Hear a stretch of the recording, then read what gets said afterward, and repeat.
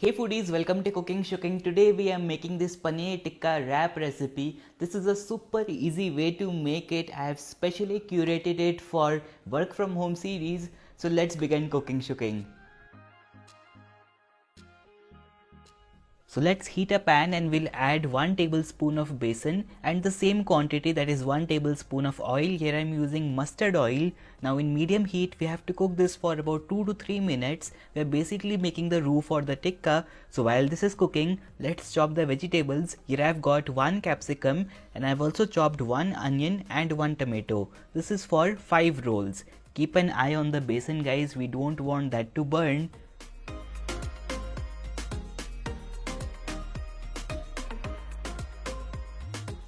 Here I've also got paneer, which is 200 grams. I'm chopping this into about 24-25 pieces.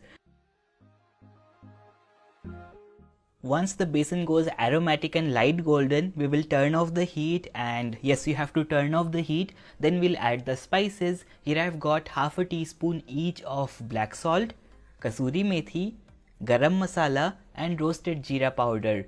Next I'm adding half and half, basically 1 teaspoon of chaat masala and 1.5 teaspoons of red chili powder. Try to use Kashmiri red chili powder or paprika because we need great color in this recipe guys, and not a lot of spice. So all the masalas are in for now. We will stir this for a minute.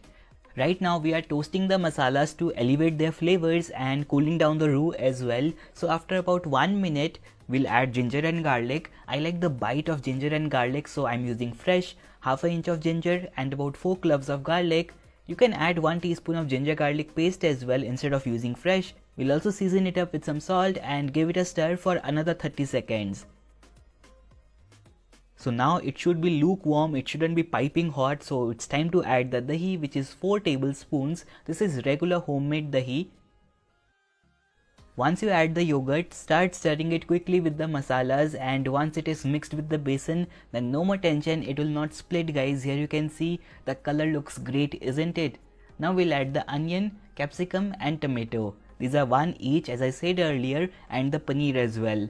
Now it's time to turn on the heat and we will cook this on high flame until it begins sizzling.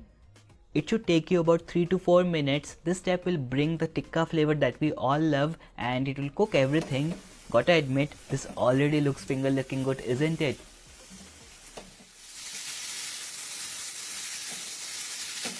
This sound is why I love cooking guys. Here you can see it looks great. Our paneer tikka is sizzling and smoking hot. We don't want dry stuff in our rolls, so this has dried up a lot. We'll add water into it to make it saucy. Here I've got about 1/3 cup of water. Once you add the water, again give it a stir and let it cook for a couple of minutes. What to hide from you guys, I have added a drop of paprika food color to make this a little more reddish. You can also make this paneer tikka guys and keep it in an airtight container for up to 2 days in the fridge. That is especially if you want to make the rolls quickly later on. Keep watching to see how. Here our lip smacking saucy paneer tikka is ready for the rolls. Now for making the wrap or the rolls, here I've got frozen puff paratha, which is perfect for making this recipe. You can also make these parathas at home. This brand sent me a lot of these 2 months back and our collab didn't close, so I have to use this. Honestly, this stuff is good, so I'm just heating up a fry pan, and once it is hot, we will place the frozen puff paratha and cook this on medium heat. Once it is done from the bottom, we will flip it. You basically have to cook this on medium heat. Guys, I've tried a couple more recipes with this puff parathas as I had a lot of them, and especially when you bake these puff parathas, the result is fantastic. Let me know if you want to watch those recipes as well. Here our crispy and flaky paratha is done. Let's take it out in a plate. Over the paratha, we will add 1 tablespoon of mayonnaise. And here I've got green chutney, which I'll use about a teaspoonful. Mix it up and swirl it around guys, and this green chutney mayo will be great on this. Honestly, no one likes mayo at home, but trust me, this stuff is golden. Once you have smeared the green chutney mayo, we'll top this with our paneer tikka.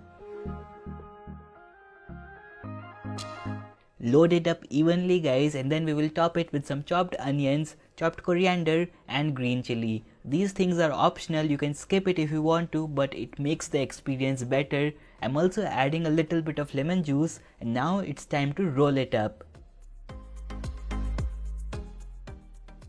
Here our delicious paneer tikka wrap is ready. I made this recipe specially for the work from home series. You can just use a frozen paratha, cook it on a tawa, and instead of having to make the paneer tikka stuffing just at that time, you can pre-make it and keep it in the fridge.